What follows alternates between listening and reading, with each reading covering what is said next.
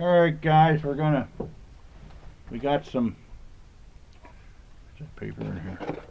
No, it's in there. We got some 45, let me get one out of the magazine. 45 ACP with a 200 grain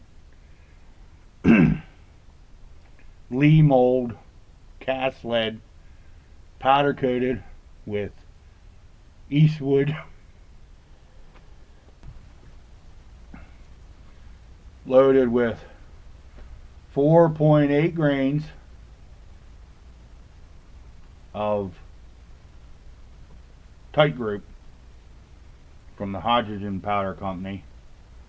And to get these to function through my full-size Kimber 1911, we had to seat the bullet deeper than the books specify.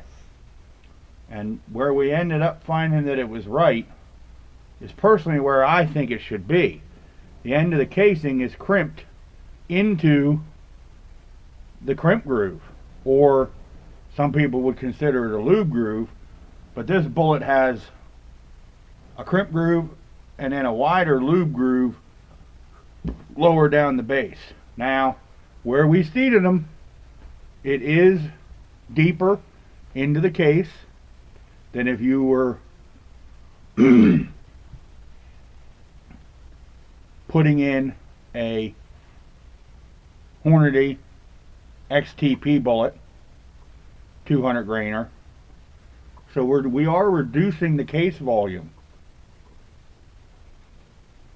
which in turn is raising the pressure in the case. Nobody can deny that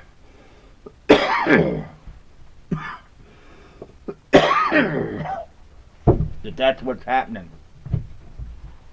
at all.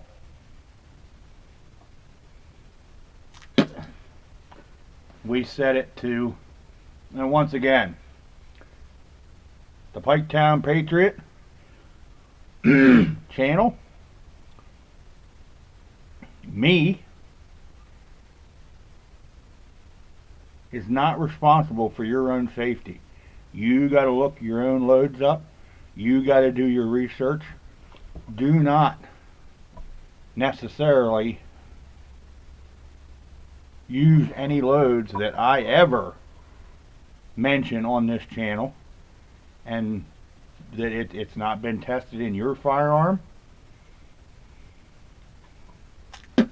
We test fired a couple of them last night to make sure they were going to function.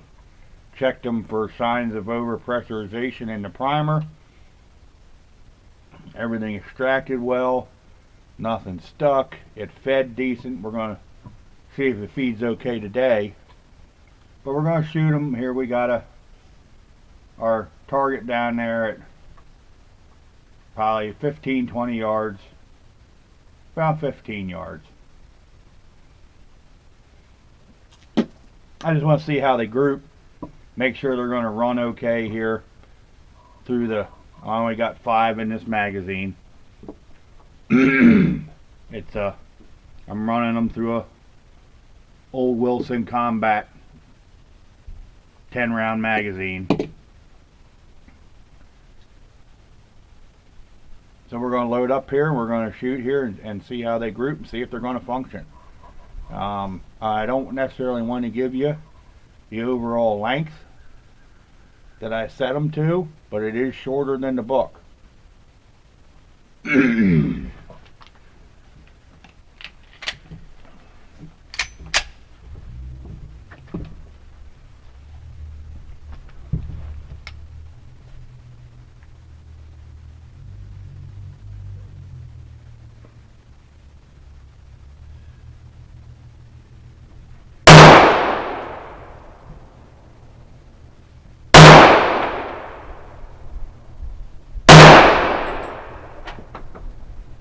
There we got a failure to feed.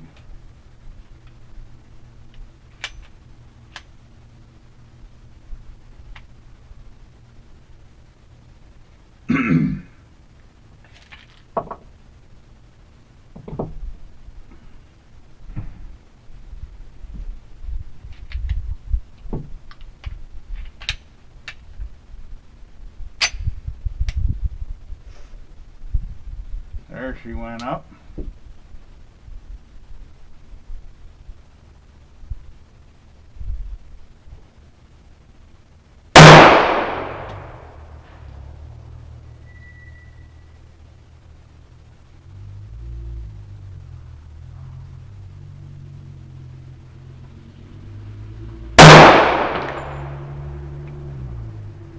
Now I will say,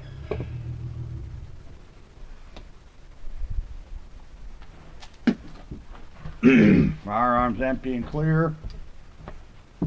I will say, they feel a little stout. And that's the recommended starting load.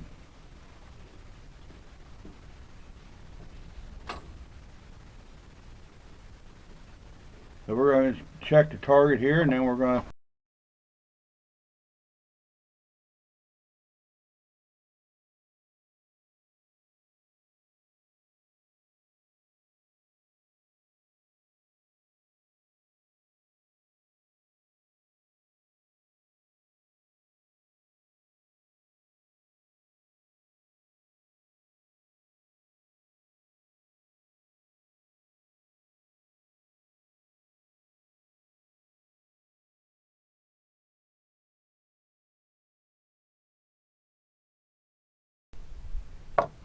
Alright guys, we got 5 more in there.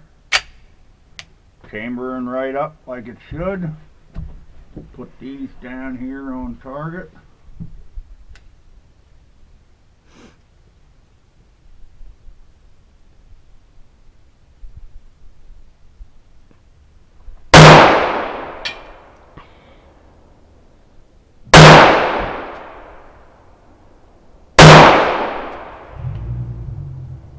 Failure to feed. It's stovepiping it.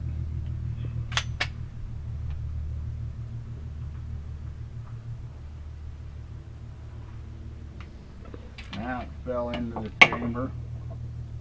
It's always the same one.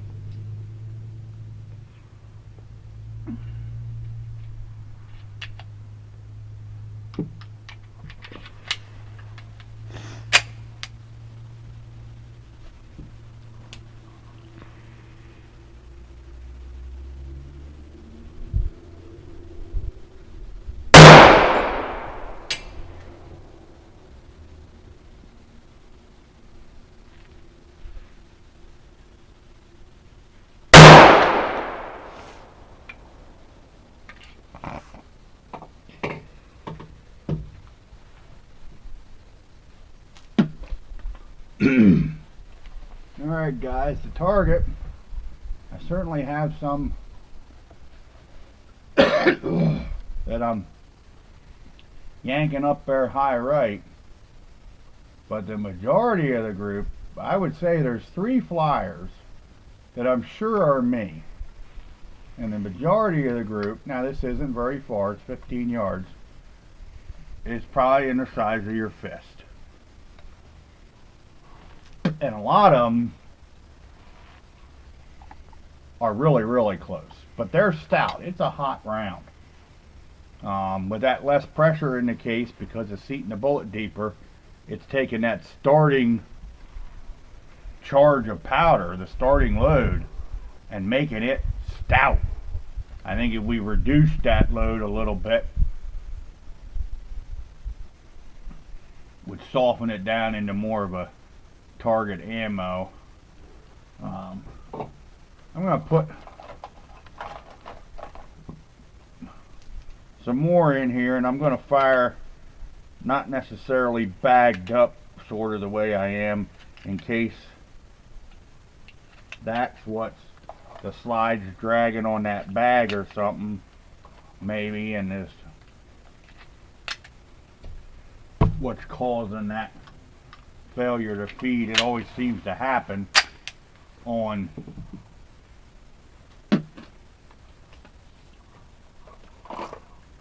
the same round.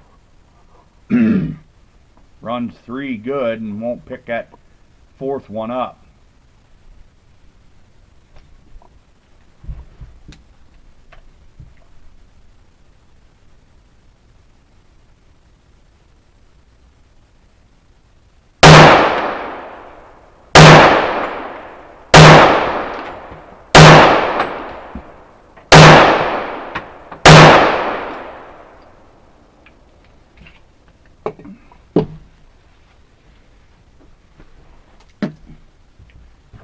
ran them fine. Now they struck a little lower, but they're still within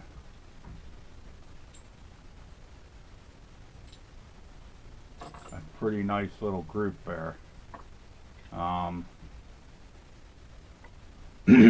right, here we're going to.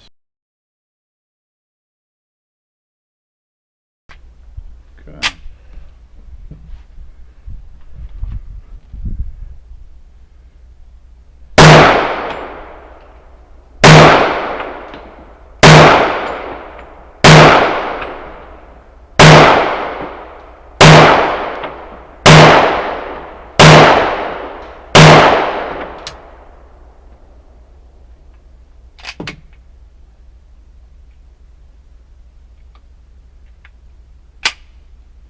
Why didn't it catch it? Alright, there was a boy. Tell them what your handgun is and what the magazine is so they know what we were firing them through. So an American Classic Wilson Combat Mag. And the handgun? The American Classic 45 ACP.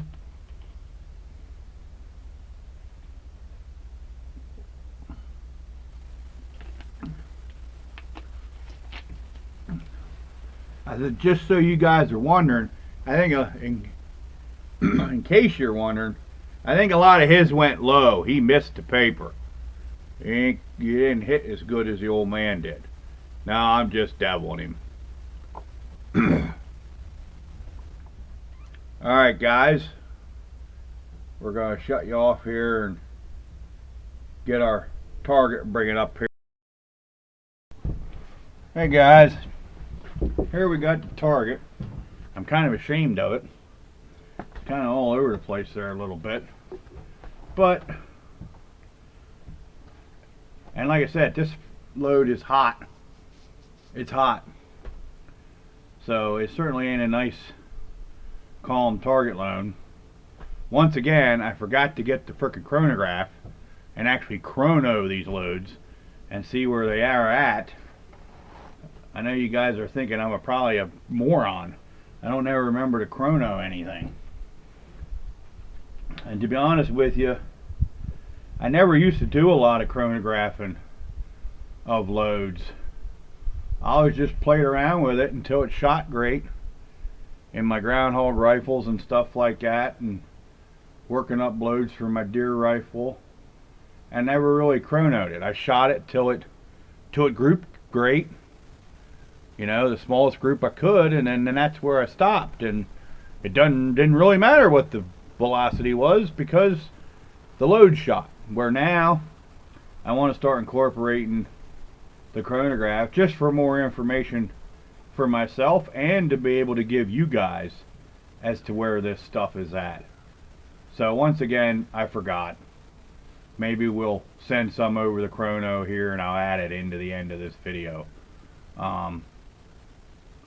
If I can figure out how to type it in, I'll put it on the bottom of the screen right now here, what the velocity is. According to the load book, it should be, I think, somewhere around 900 and some feet per second. We'll specify that as to what the load book claims it should be and what it actually is, and let's see if it increased in velocity, which I think it is going to because the pressure's up.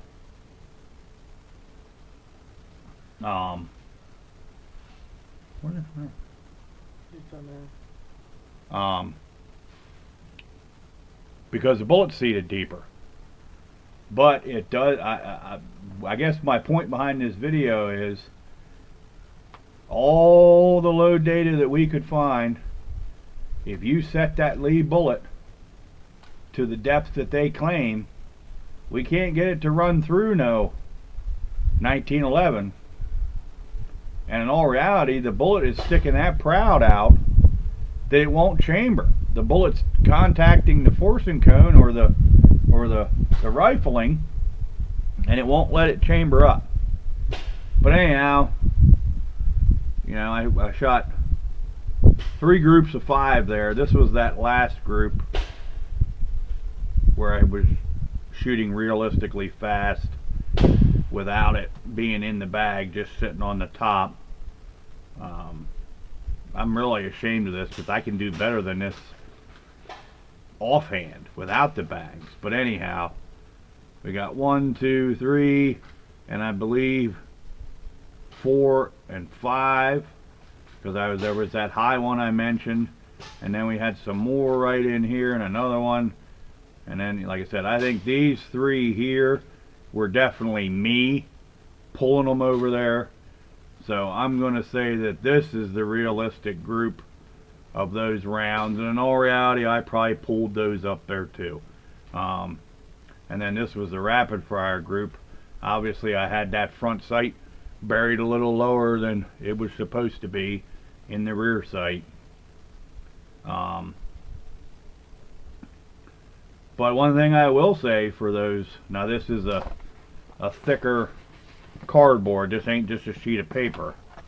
What I will say, as you can probably see, that lead bullet powder coated, and I'm sure not powder coated, but it punches a nice clean hole in the paper. It's easy to see. Alright, well, we're going to go and work on cleaning some brass up and maybe loading some up. We'll catch you guys later. And hopefully I can put a little more of the specifics in this video as I'm editing it. Have a good day, and make sure to spread the shooting sports and the liberties that are inherent to our country, framed in our Constitution.